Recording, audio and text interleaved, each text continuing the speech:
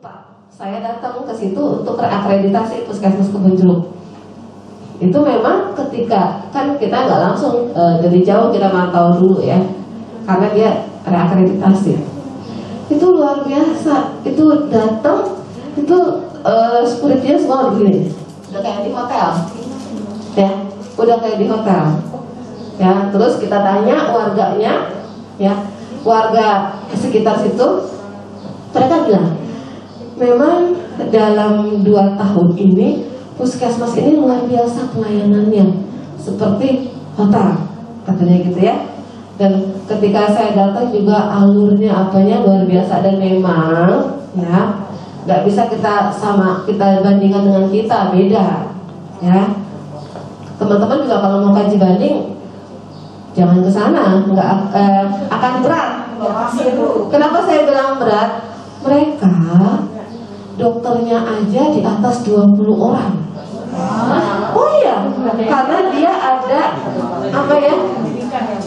Kunjungannya aja dia di atas, bukan 200-an, ribuan kunjungannya. Iya, kunjungannya, gitu ya. Dokternya ada 20 kan nggak salah ya, saya lupa. Dan itu ada bukan tetap semua, bukan PNS semua, apa tuh tenaga apa THR ya. Nah, mereka bayar THR dokternya aja besar, 12 juta atau berapa kita saya lupa lah ya. Ya, pokoknya bilang, oh, pasal jadi ada ruang ini anaknya gitu ya. Pokoknya wah emang bener-bener bagus dan memang layak dia dapat paripurna. Tapi saya bilang kalau teman-teman di Banten, kalau yang mau kaji banding lihat-lihat dulu. Ya, kan maksud saya, iya kalau misalkan daerah perkotaan yang mungkin ini ya, daerah perkotaan di Bantennya lah ya, yang silakan. Tapi kalau daerah yang ini ya beda jauh gitu ya. Tapi kan yang paripurna bukan hanya di daerah di DKI, banyak di daerah yang lain yang memang hampir sama dengan kita ya, tapi dia kualitas pelayanannya bagus. Saya juga pernah ke daerah Jawa Timur, ke daerah Malang. Ketika saya survei dia dapat paripurna. Memang luar biasa, itu bagus di daerah kok itu, gitu ya, bisa gitu ya. Nah kalau di DKI saat itu zaman Ahok ya, itu yang paripurna banyak banget, hampir berapa persen? Ya, karena ditekankan oleh Pak Gubernur Ahok saat itu, Puskesmas harus paripurna, sebuah puskesmas. Maka mereka luar biasa persiapannya. Emang anggarannya banyak ya mereka. Iya, mereka tuh pendampingan khusus loh. Kalau kita waktu itu seadanya kita belajar ya. Nah kalau mereka itu sampai pendampingan dari pihak swasta. Saya kan sampai rapi apa ini gitu ya. Padahal kan ini baru-baru ya. Saya iseng lagi, saya nanya gitu ya, ngobrol ini.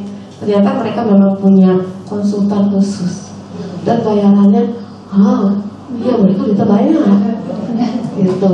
Pantesan rapi, luar biasa, gitu. Ya. Oh iya benar besar, ya. Tapi tadi saya bilang kita jangan berkecil hati, banyak kok yang di daerah juga yang paripurna. Gitu. Oh bisa lah, ya. Bisa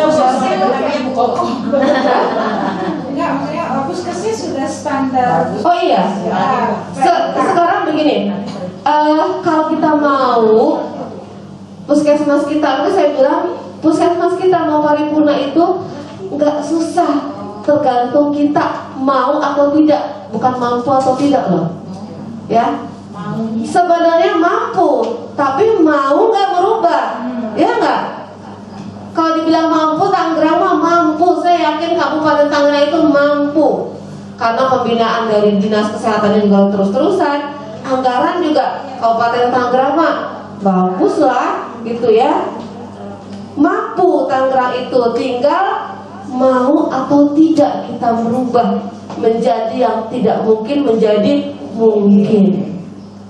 Nah, iya. Dan sebenarnya nggak susah-susah amat kalau kita mau ya.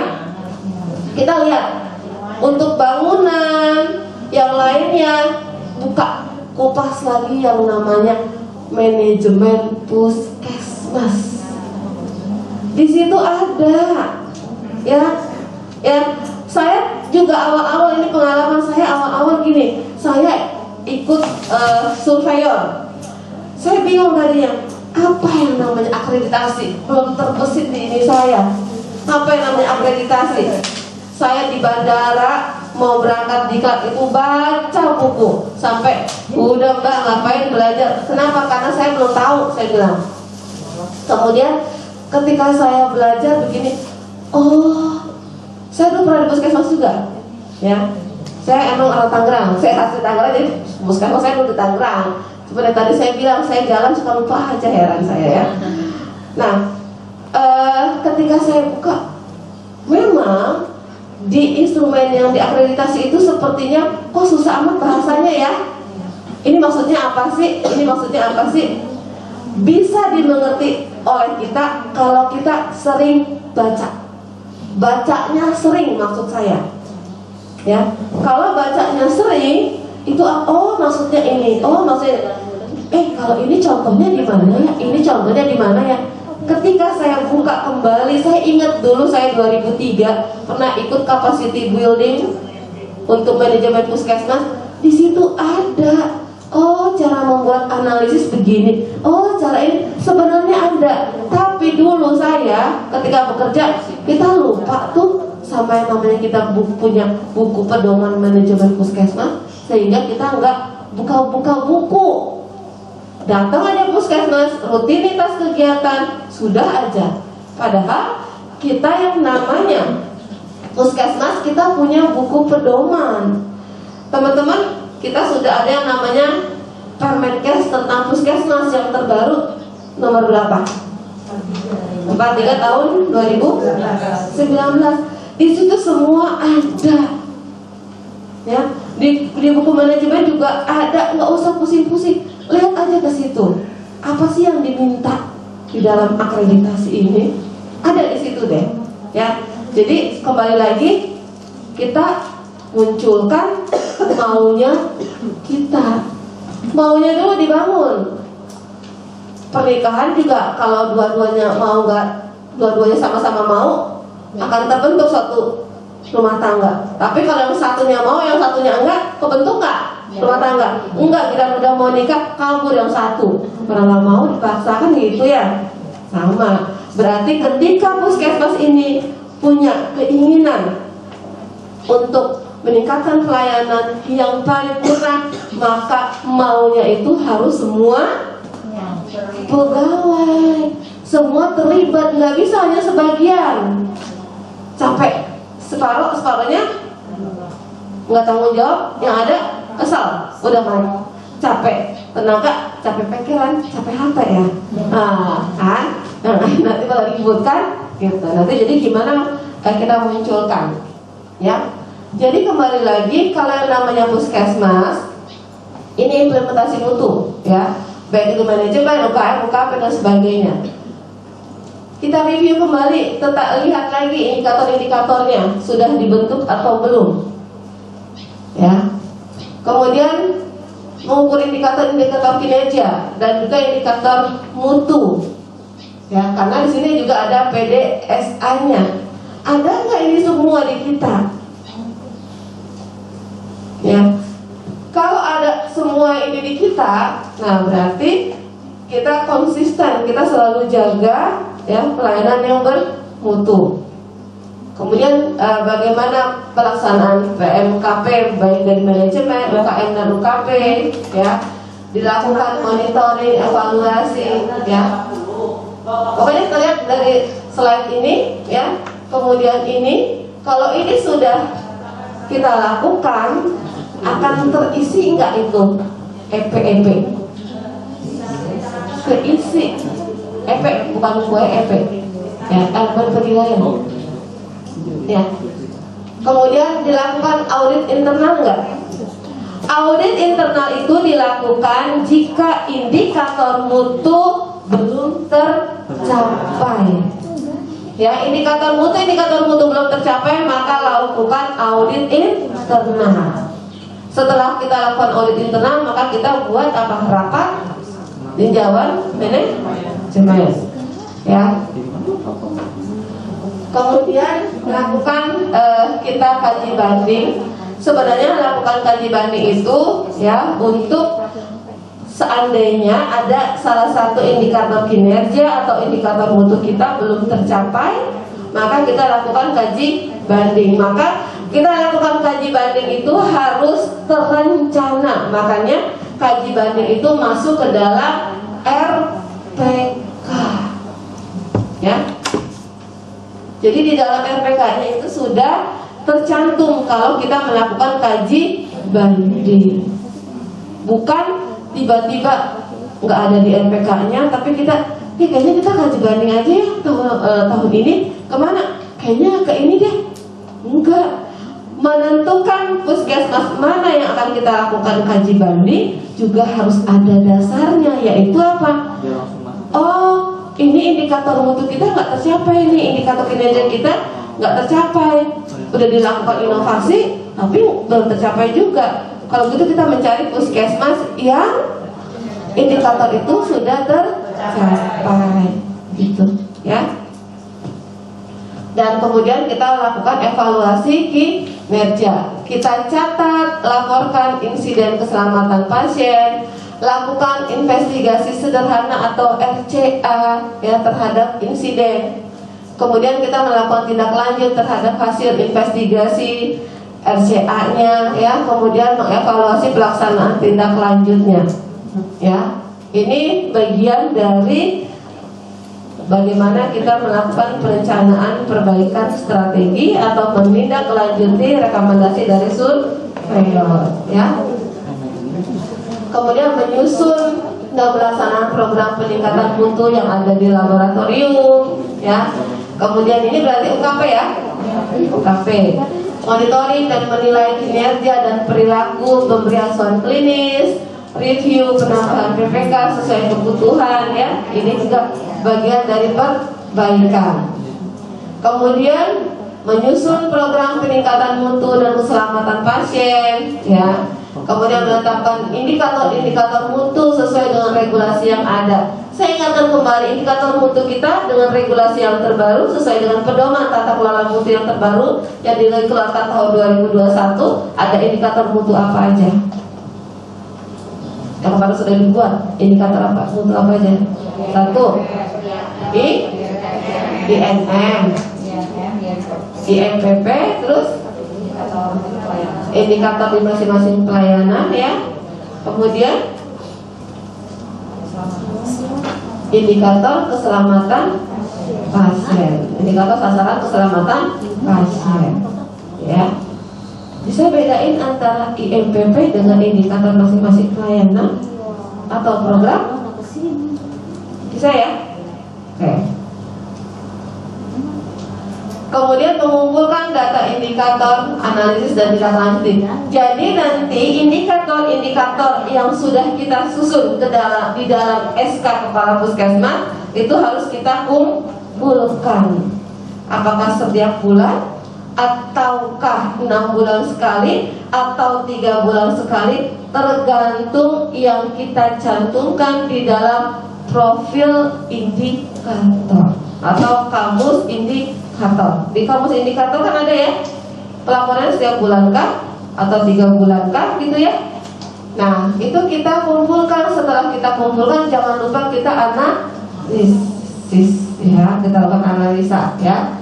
Setelah itu kita lakukan FMEA untuk 2 programnya prioritas ya. Ini contoh di admin ya. Visi misinya gimana, tujuannya, tata nilainya, apakah sudah direview atau belum, apakah masih ini selama 3 tahun kemarin belum diganti-ganti nih, sudah direview atau belum, boleh nggak setiap tahun berubah tata nilainya misalkan?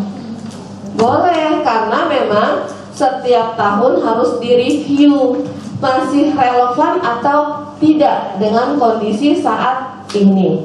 Kalau masih relevan nggak perlu diganti, tapi kalau sudah tidak relevan maka kita ganti dengan kebutuhan sesuai kondisi saat ini ya. Apalagi kan akreditasi yang pertama kita itu belum terjadinya COVID. Sekarang sudah terjadi pandemi COVID, maka SOP banyak nggak yang berubah? Banyak banget, ya. Bukan hanya karena COVID, tapi berubah dengan adanya regulasi-regulasi yang baru. Bapak Ibu teman-teman, setelah 2018 ke sini banyak banget regulasi baru, ya nggak? Berupa apa? PMK ya. PMK itu yang baru banyak banget. Waktu akreditasi pertama pasti teman-teman regulasi tentang puskesmasnya masih PMK nomor 75 kan? Nah, sekarang kan udah berubah, ya kan?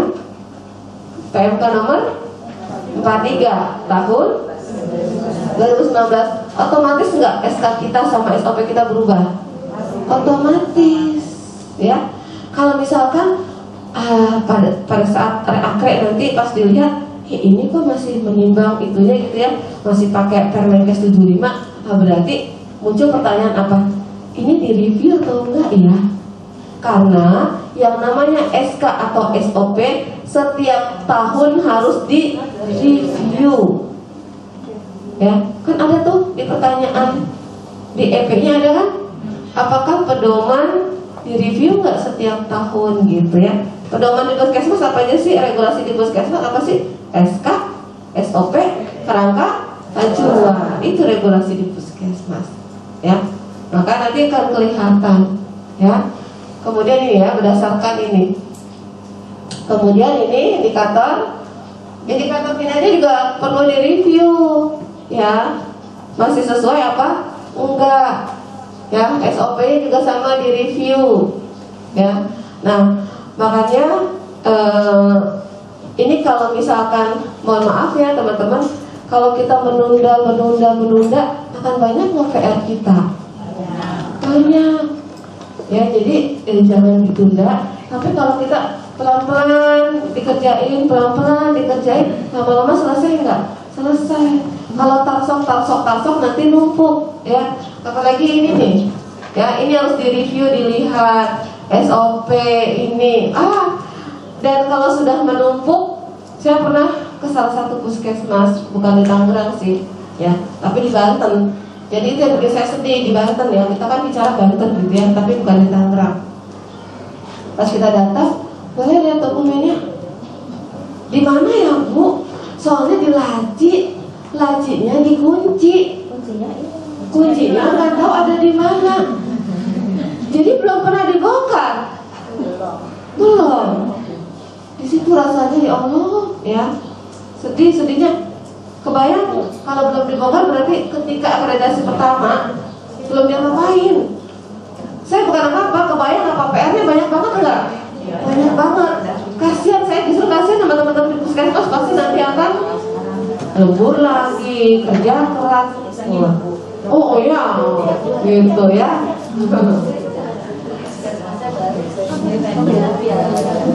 Nah, kemudian keterlibatan staf dalam upaya peningkatan mutu harus berkesinambungan, ya. Yang UKM-nya lihat kegiatan tiap-tiap UKM, ya. Apakah perencanaan sesuai dengan analisis kebutuhan masyarakat, SMD, indikator-indikatornya ya, juga sama harus dievaluasi. Kebijakannya, pedomannya, panduannya, SOP-nya juga perlu direview kembali, ya. Berarti semua berubah ya Bu dari yang kemarin itu? Yang mana? Yang akre pertama. SOP-nya, iya harus direview semua. Berarti harus kayak gitu lagi ya? Makanya saya bilang, kenapa sih, kan tadi ya di awal tuh ya, PPS itu kenapa 1 bulan setelah kita terima rekomendasi itu sudah mulai disusun. Tujuannya ini biar kitanya PR-nya nggak numpuk, nggak terlalu banyak. Kebayang teman-teman kalau belum diapa-apain, nanti kita seperti awal-awal pertama kali mau akreditasi, repot kan? SOP sama sekali belum ada waktu itu kan? SK belum ada, repot banget kan?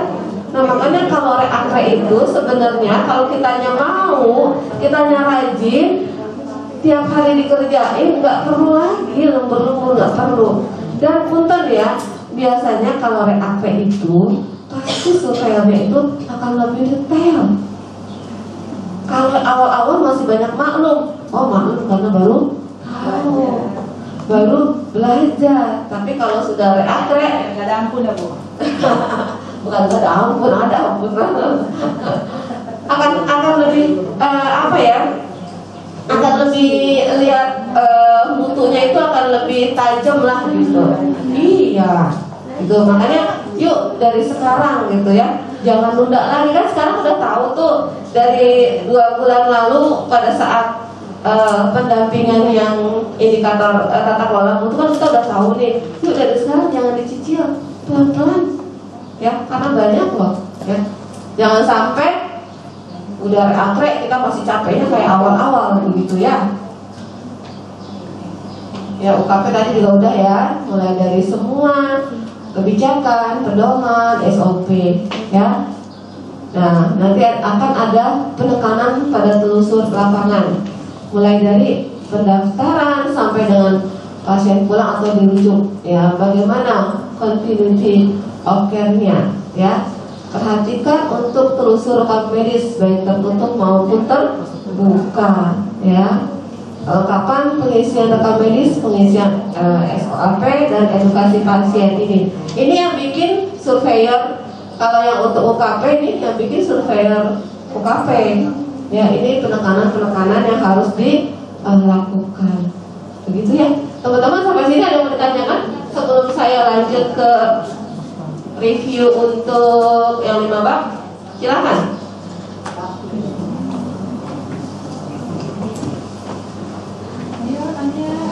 Ayo, mumpung ini, silakan. Ada yang mau tanya silakan.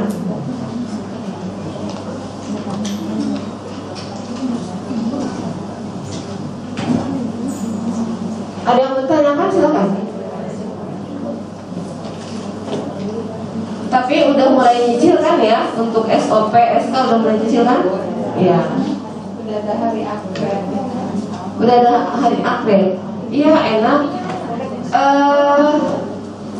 Jadi kalau nggak mau terlalu numpuk, misalkan kan masing-masing kita masih di Pokja admin UKM dan UKP ya, belum terbagi kepada Pokja yang 5. Yang belum ya, sudah mulai enggak? Oke, nanti masing-masing buat. Kalau nggak mau terlalu berat ya, ada pertemuan misalnya seminggu 2 kali ya. Seminggu 2 kali di mana di masing-masing Pokja ya. Gak usah lama-lama. Kalau lama-lama mohon maaf ya, banyak kerupinya ya. Tapi kita cari 1 jam efektif, maksimal 2 jam aja. 1 sampai 2 jam efektif dalam 1 hari. Kalau kelamaan banyak ngobrolnya sama ngambil makannya ya. Jadi kan biasanya di puskesmas makan jam 12 sudah sepi ya. Oh belum ya, kalau di Tangerang masih ramai ya. Ya udah, selesainya jam 1 ya. Oh jam 1 teman-teman istirahat dulu, sholat, makan, sudah seger, karena sudah sholat, sudah makan, langsung diskusi masing-masing Pokja. Gak usah kumpul langsung semua, kebanyakan. Masing-masing Pokja. Bedah dalam 1 hari ini kita akan mereview berapa SK, kita akan mereview berapa SOP. Misalkan hari ini akan 2 SK dan 2 SOP. Pimpin oleh 1 orang sebagai PJ, yang lainnya dengerin. Ya. Oh cukup 1 sampai paling lama 2 jam, langsung diberesin saat itu. Oh ada yang tidak sesuai, udah siapin bukunya. Ya apa yang harus diperbaiki. Ya. Kemudian kalau misalkan seminggu mau 2 kali, berarti hari berikutnya dalam minggu yang sama bikin lagi 1 jam. Begitu, efektif ya. Nah kemudian terus kayak gitu. Jadi nggak perlu lagi kita pulang malam, nggak perlu. Karena kalau kita sampai pulang malam, kita sudah capek bekerja ya. Pikiran tubuh itu ada batasnya, ada batas maksimal kita bekerja. Kenapa sih 1 hari itu kita dikasih jam kerja itu 8 jam? Karena tahu sudah ada pengalaman. Kalau sampai malam bisa efektif, berpikir nggak? Apalagi kita habis pelayanan pasien. Yang ada nanti salah ngetik. Ya, kayak pernah saya lihat ini SOP puskesmas A, barang di dalamnya ada nama puskesmas B-nya. Itu karena apa? Karena sampai larut malam kita sudah berkurang konsentrasinya, begitu ya. Nah, ya jadi tipsnya begitu. Jadi sedikit-sedikit tetapi sering, sehingga cepat tuntasnya permasalahan kita. Ya. Oke, ada yang mau ditanyakan? Silahkan terkait bagaimana kita menyusun perencanaan perbaikan strategis. Ada yang bertanyakan? Tapi dari 4 puskesmas ini sudah ya semua ya? Sudah mulai ya? Dikit-dikit. Berarti dokumentasi yang terbaru tahun berapa yang dipunya oleh teman-teman di puskesmas? Nih kalau kita datang mau lihat nih dokumen-dokumen yang sudah dikerjakan. Dokumen tahun berapa? Dokumen kegiatan atau dokumen apa? Dua-duanya dokumen-dokumen kegiatan kita yang memang itu menjadi dimasuk ke dalam elemen penilaian. Mau itu regulasi, SOP, kegiatan kita yang sudah ada tahun berapa? Kan gini ya. Untuk tata naskah, kita tata naskah kan menggunakan ada pedoman tata naskah. Di pedoman tata naskah dokumen kita, oh ini tahun ini dokumennya, oh ini tahun ini. Itu jangan dicampur. Satu dokumen kita dari 2000 sekian sampai sekian ada situ semua. Kalau kita mah dokumennya memang terpisah-pisah, Bu. Iya, ya betul. Iya betul. Iya. Berarti tinggal sesuaikan dengan SOP yang ada. Iya ya, jadi sudah didokumentasikan kan setiap tahun kan? Dia disimpan sama pemegang program dan promesnya, jadi dia kumpulin jadi satu. Iya. Kita lihat lagi intip tata kelola tata kelola naskah. Ya, ada panduan tata naskah. Kan situ ada dokumen kita. Setiap 1 tahun ditaruhnya di mana, kemudian siapa yang megang masternya, siapa yang pegang dokumen terkendali 1, dokumen terkendali 2, itu kan ada di pedoman tata naskah. Ada di dokumen pengendalian dokumen, pedoman pengendalian dokumen. Ada kan bukunya? Mana admin? Nggak ada, ini orang putus semua ya? Ya, ada kan? Ada. Panduan atau pedoman pengendali dokumen. Ada, itu kan ditanya. Itu ditanya baik di admin maupun di UKM. Ada panduan pengendali dokumen. Bu, tadi Ibu bilang, oh dokumen ada di masing-masing program. Baiknya disimpan nggak di satu orang yang pegang master? Jadi yang pemegang program punya dikirim ke yang proses itu megang sendiri dia. Nah, sip, gitu.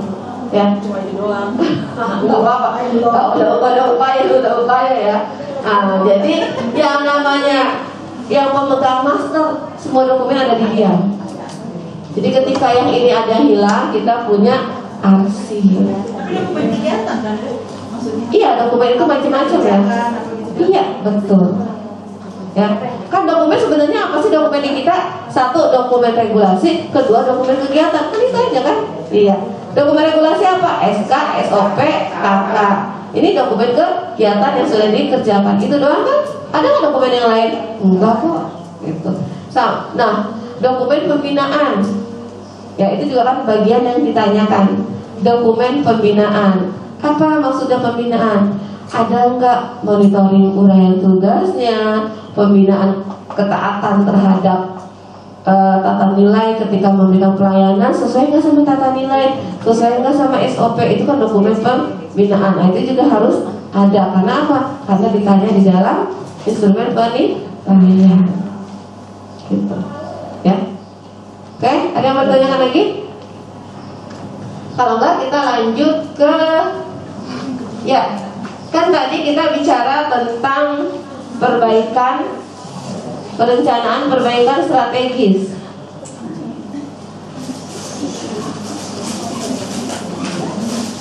Ya, tadi kita bicara tentang perbaikan perencanaan strategis, di mana kita harus menindaklanjuti hasil rekomendasi dari surveyor dan juga penilaian kinerja.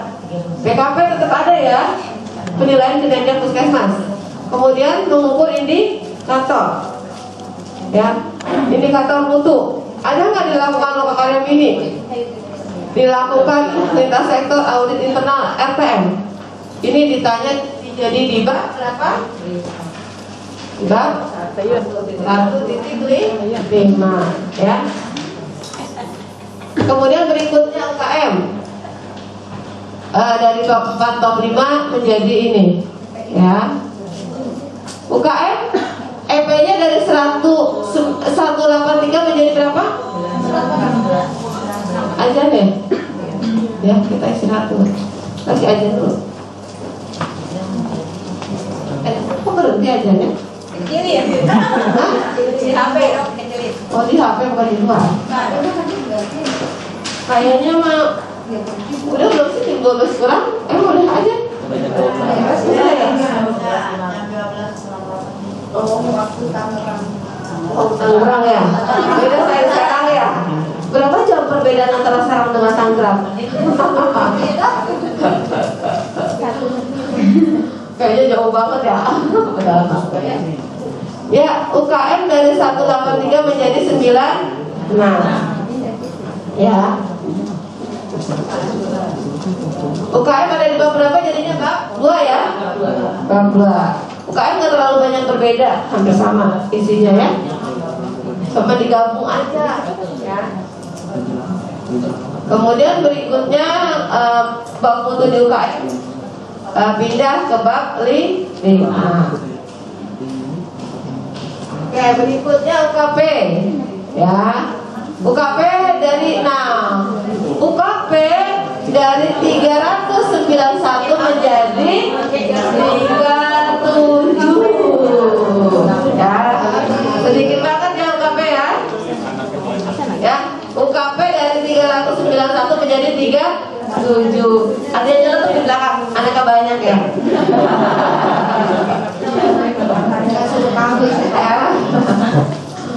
Oke, kita lihat tuh yang tadinya banyak banget. Ya, tapi memang paling dari 300 lebih jadi jauh banget ya.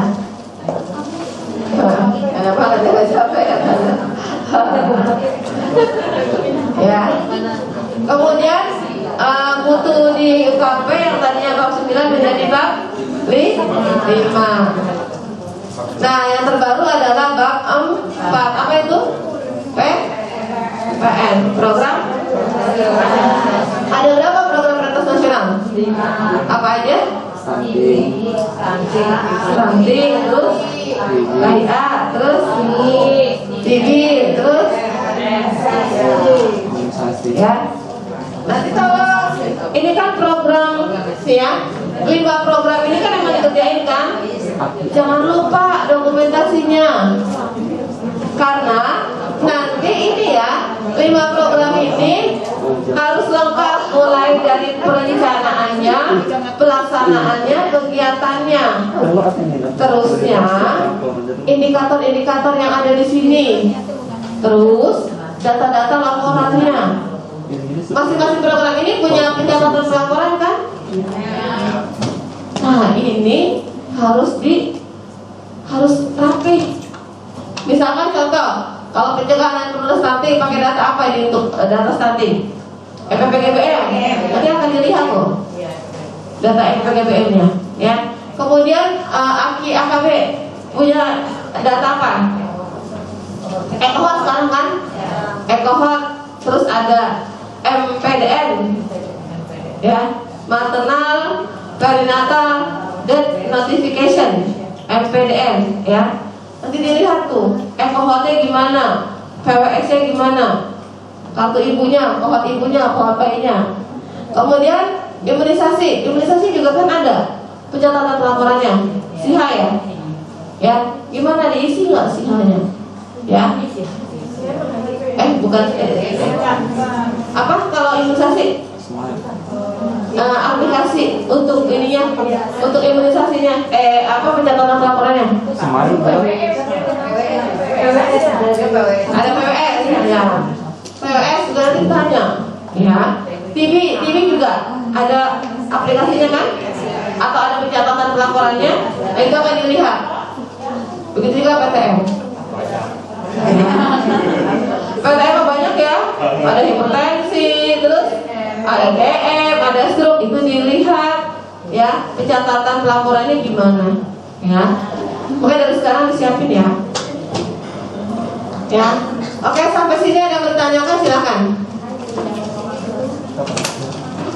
Tapi yang pasti, udah pernah ikut workshop yang 5 bab? Udah pernah mengupas bab 1, bab 2, bab 3, bab 4, bab 5? Belum, ya udah nanti ya.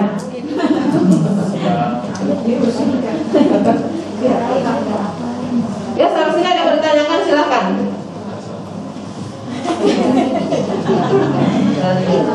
Iya, silakan Dok. Assalamualaikum warahmatullahi wabarakatuh. Waalaikumsalam warahmatullahi wabarakatuh. Saya Pak Sufi dari Puskesmas. Yang Ya. saya tanyakan adalah kan kita sekarang lagi masa pandemi ya. Iya. Apakah SOP-nya itu baru semua? Apakah hanya beberapa menyesuaikan dengan kondisi saat ini? Ya. Yang kedua SK, misalkan kita ganti kepemimpinan, ganti kepala puskesmas, apakah ganti? Apakah masih, kalau misalnya emang ternyata peraturannya nggak berubah gitu, puskesmas yang lama masih bisa dipakai atau enggak? Yes. Yang pertama untuk SOP karena ada pandemi. Yang jadi gini, prinsipnya mau ada pandemi mau enggak gitu ya. Prinsipnya setiap tahun yang namanya SK, yang namanya SOP itu harus di-review, harus dievaluasi masih relevan atau tidak. Ya. Nah, berarti kan kalau pada saat pandemi COVID masih relevan nggak SOP kita? Ya kebanyakan ya, ada yang masih relevan, ada yang nggak mungkin ya. Kayak pelayanan pasti nggak, karena apa, harus pakai APD dan sebagainya. Berarti otomatis akan dirubah nggak? Akan dirubah. Kita review dan terjadi perubahan SOP, gitu ya. Nah, begitu juga dengan SK. SK juga tiap tahun harus direview. Kalau memang dia tidak berubah, maka bisa tetap pakai SK yang itu. Tetapi jangan lupa ada berita acara kalau SK ini sudah direview dan masih relevan. Gitu. Ya. Kalau misalkan SOP kayak pendokumentasian gitu, maksudnya bukan pelayanan itu nggak apa-apa. Nggak apa-apa kalau itu masih relevan. Tapi jangan lupa ya, kalau kita mau lihat ini kan tetap dia harus direview. Kan ada riwayat perubahan di SOP itu kan, dia kan di bawahnya ya. Nah, itu riwayat perubahan. Kalau ada perubahan itu yang dirubah apa, ditulis tanggal berapa. Kalau tidak ada perubahan tetap itu ditulis hasilnya apa, sudah direview tanggal sekian, tidak ada perubahan, tanda tangan, untuk membuktikan bahwa kita sudah mereview. Nah, kemudian kalau SK kepala puskesmas kemudian di pertengahan misalkan baru awal tahun kita sudah mereview, sudah membuat SK baru gitu ya, tiba-tiba kepala puskesmasnya ganti gitu ya, tiba-tiba ganti, sedangkan itu baru dibuat. Kira-kira bisa nggak kita pakai? Itu kepala puskesmasnya udah ganti, bisa nggak dipakai? Bisa nggak? Bisa. Kalau misalkan dia baru berubah, baru awal tahun, belum sampai akhir tahun, itu masih bisa dipakai. Nah, nanti pas akhir tahun kita review, baru setelah review baru kita ganti, gitu ya. Oke, ada lagi? Terima kasih Dr. Vicky. Ada lagi? Silakan. Berarti nanti tugasnya apa nih? Bapak Ibu teman-teman tugasnya apa setelah itu? Yuk, setelah ini tugasnya apa? Boleh sambil itu ya, mau nyicip ini. Ayo, tugasnya apa setelah ini? PR kita apa PR kita? Yuk, PR-nya apa kira-kira?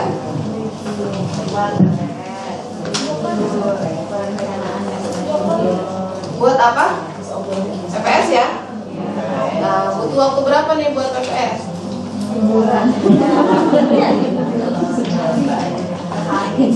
Lama amat sebulan. Sekali kita doang. Iya, soalnya kan PPS. Hari melihat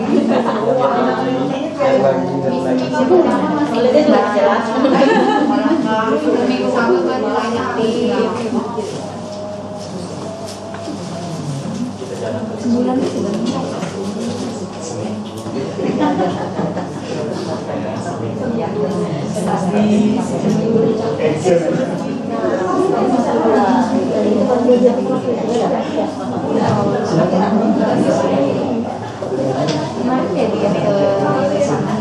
Ibu pulang sangat lama, malam.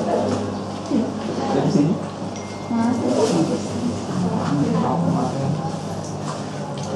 Bu Tiara boleh tanya saya? Boleh. Ya. Terkait dengan KPR Bu Tiara,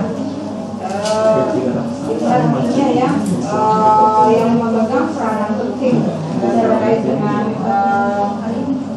peran dinas kesehatan itu adalah pemegang program di dinas kesehatan ya.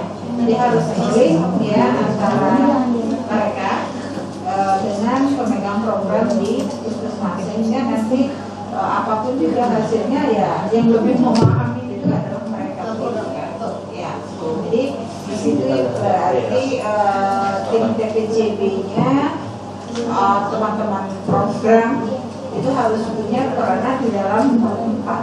Betul. Ya.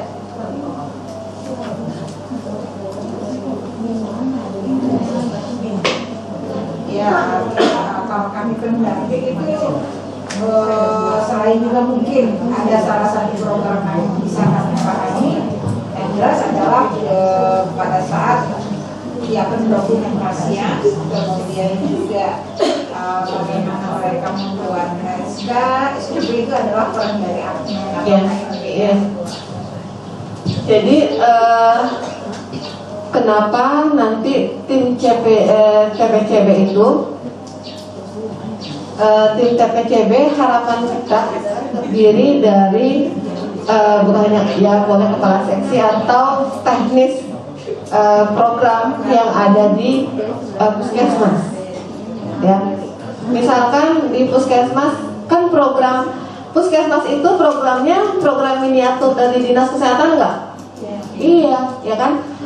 Program-program yang ada di puskesmas adalah miniatur dari program yang ada di dinas kesehatan. Di dinas kesehatan pemegang program tidak akan bisa bekerja tanpa teman-teman program puskesmas yang bekerja, karena yang punya wilayah adalah teman-teman puskesmas. Untuk itu maka tim TPCB juga harapannya terdiri dari pemegang atau penanggung jawab program yang ada di dinas, sehingga pada saat nanti sama-sama turun ya, turun memotret, melihat bagaimana kinerja dan mutu yang diberikan oleh teman-teman di puskesmas untuk wilayah kerjanya, maka teman-teman pengelola program yang ada di dinas punya kewajiban untuk memotret seperti yang tertuang di dalam bab 4 contohnya gitu ya.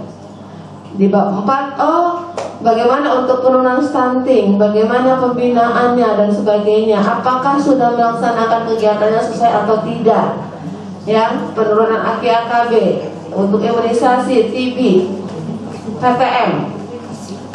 Nah nanti dari situ mereka akan buat rekomendasi, maka harus dihasilkan rekomendasi untuk pengelola. Contoh yang nomor 1 stunting, bagaimana pelaksanaan pencegahan penurunan stunting? Apakah di dalam di DPA stunting punya siapa program gizi? Apakah di bukan DPA, RPK. Apakah RPK puskesmasnya ada nggak di program gizinya itu dalam rangka menurunkan stunting? Ada nggak? Oh, ternyata di RPK program gizinya nggak ada ngebahas tentang stunting. Maka pemegang program yang ada di dinas membuat rekomendasi bahwa pemegang program gizi ini belum menyantumkan kegiatan intervensi penurunan stunting di dalam RPK-nya. Karena apa? Bagaimana kita mau menurunkan prevalensi stunting jika tidak ada kegiatan intervensi stunting di dalam RPK-nya? Itu masuk ke dalam rekomendasi, gitu, ya. Begitu juga dengan kegiatan yang lain. Itu kan Bu Kokom untuk tim TPCB itu kan memang diambil dari antara kepala seksi atau pengelola program ya, biasanya begitu, ya. Jadi lebih menekankan berarti mereka yang punya Iya, betul, ya. Oke, ada lagi? Boleh saya Ya. tanya, tadi kalau nilai untuk paripurna kalau di 9 bab itu adalah di atas 80%.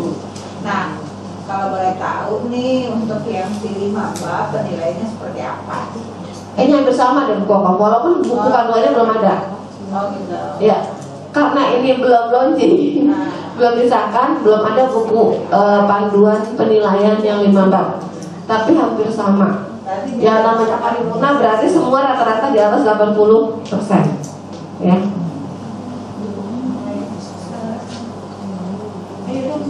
Ayo, ada yang mau ditanyakan silakan. Jadi berapa lama nih bisa menyusun PPS-nya? Nanti saya harus sampaikan ke Dokter Selmi.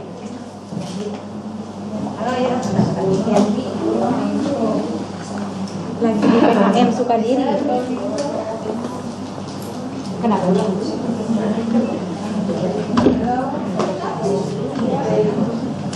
Kan sudah ada ya rekomendasinya ya. Ya. Dan kan sudah lama juga. Berarti ada yang 2 tahun lalu atau 3 tahun lalu kan akreditasinya kan? Itu sudah lama. Jangan dilama-lamain lagi, nantinya nunda PR semakin banyak. Ya. Ini kalau nggak ada yang bertanya berarti sudah siap ya. Nanti untuk pelaksanaan PPS-nya ya. Oke, semangat, semangat, semangat.